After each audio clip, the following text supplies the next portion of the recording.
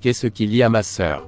Mon frère, ça fait 10 ans que notre mère est morte, mais je suis encore triste à cause de sa mort. Maman est morte mais nous avons toujours notre père. Jacob, je ne pourrai jamais être en bon terme avec papa. 1 an après la mort de maman, il s'est marié avec une autre femme, et je ne lui ai jamais pardonné cela. Anna, il faut que tu frappes avant d'entrer. Je suis désolée Myriam, je pensais que tu n'étais pas là, je venais voir mon père. Je sais que tu ne m'aimes pas, mais je suis quand même ta belle-mère, alors tu me dois le respect. Elle est enfin partie, franchement cette fille m'énerve de plus en plus, elle est la fille de mon mari donc je dois la supporter. Ça fait 9 ans qu'on est mariés, mais ta fille ne me respecte toujours pas, et tu n'as jamais pris ma défense. Myriam, tu sais bien que ce sera très difficile pour ma fille de t'accepter en tant que belle-mère, tu sais qu'elle est toujours attachée à sa mère. Alicia, c'est juste que j'en ai marre de tout ça, tu es ma meilleure amie donc je t'ai appelée pour papoter. Jacob, je suis la meilleure amie de ta sœur, tu ne peux pas être obsédé par moi. Je ne suis pas obsédé par toi Alicia, au contraire je t'aime à la folie. Mademoiselle, il y a quelque chose de grave qui se passe à l'entreprise. Qu'est-ce qui se passe Sarah? Eh bien, comme je suis la secrétaire de l'entreprise, pendant que je vérifiais les comptes de l'entreprise, je me suis rendu compte que beaucoup d'argent a été extorqué de l'entreprise. La personne qui a fait ça a essayé d'effacer les traces, mais j'ai réussi à avoir plus d'informations grâce à un informaticien. C'est votre belle-mère Myriam qui a volé de l'argent dans l'entreprise. Grand-mère, pourquoi as-tu insisté pour que je vienne te voir? Ta mère ne s'est pas suicidée, je suis persuadée que quelqu'un l'a assassinée.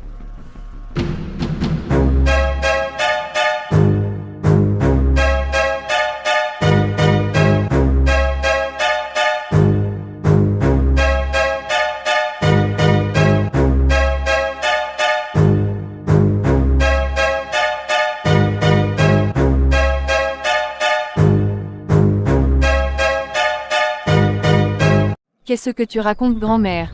Ma chérie, j'en suis sûre, je suis persuadée que ta mère ne s'est pas suicidée.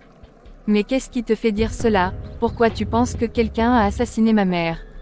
Je ne sais pas ma chérie, c'est juste un pressentiment, ta mère ne se serait jamais suicidée. Grand-mère, tu ne peux pas te baser sur un simple pressentiment pour dire que quelqu'un a assassiné ma mère. Ma chérie, je te conseille de chercher, prends en compte mes conseils, il faut chercher à savoir la vérité. Ma fille ne se serait jamais suicidée. Grand-mère, maman était déjà triste avant sa mort, je ne sais pas pourquoi elle s'est suicidée, mais elle s'est suicidée, personne ne l'a assassinée. Tu as peut-être raison ma petite fille, peut-être que je me suis juste trompée. Je te comprends grand-mère, tu es juste submergée par la mort de ta fille. Tu as tout à fait raison.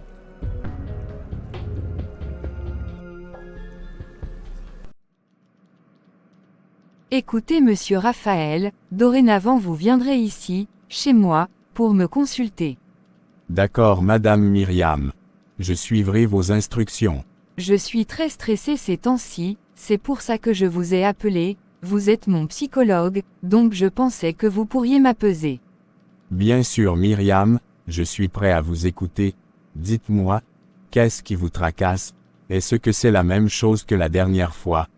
Oui, c'est la même chose que la dernière fois, j'ai honte de voler de l'argent dans l'entreprise de mon mari, Victor, me fait confiance, mais moi je le trahis en volant de l'argent dans son entreprise. Ne pensez-vous pas qu'il serait mieux que vous avouez tout ça à votre mari? Si vous avouez à votre mari que vous dérobez de l'argent dans son entreprise, vous serez soulagé. Malheureusement, si je dis la vérité à mon mari que je vole autant d'argent dans son entreprise, je devrais lui dire la raison pour laquelle je fais tout cela, mais je n'aurai pas le courage de lui dire la raison pour laquelle je vole de l'argent dans son entreprise, donc, je ne préfère pas lui en parler. Je connais la raison pour laquelle vous faites tout cela, et je vous comprends, mais il serait peut-être temps d'accepter la réalité, et je suis sûr que votre mari vous comprendra. C'est mon plus grand secret monsieur Raphaël, je ne suis pas prête de le dire à mon mari. Parfois, il faut avouer la vérité pour aller de l'avant.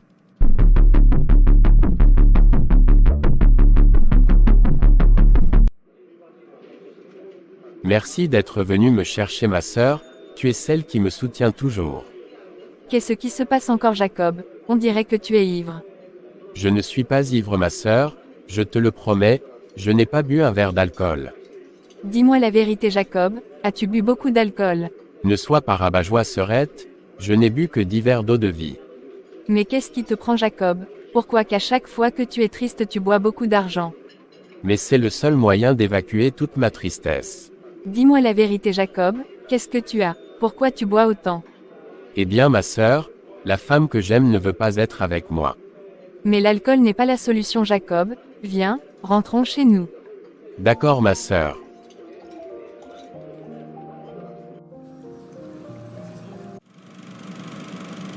Bonjour papa, je voulais te parler de quelque chose de très important. J'ai beaucoup de choses à faire Anna, donc fais vite. C'est comme ça que tu parles à ta fille papa, je sais que tu ne vas peut-être pas croire ce que je vais te dire, mais je vais te le dire quand même. Qu'est-ce qu'il y a Anna? Pourquoi tu fais tant de mystère? Papa, hier j'ai découvert que ta femme, Myriam, a volé de l'argent dans l'entreprise. Elle ne l'a pas volé, je lui ai donné mon accord pour prendre cet argent, elle l'a envoyé à ses parents. Je croyais que ses parents habitaient en France. C'est exact, ses parents habitent en France. Mais, quand elle a pris l'argent de l'entreprise, elle l'a envoyé en Espagne, donc on ne parle pas du même argent papa, bien que tu ne veuilles pas l'accepter, ta femme Myriam vole de l'argent dans l'entreprise. Je n'arrive pas à croire qu'elle vole de l'argent, je lui faisais confiance, je te promets que je lui en parlerai. Merci papa, je suis contente que tu m'écoutes enfin.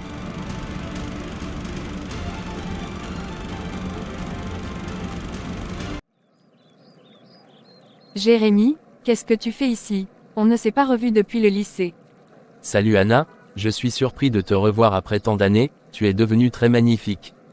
Merci, mais tu sais, je ne m'attendais pas à te voir, on était en couple au lycée, et tu m'as quitté pour une autre fille.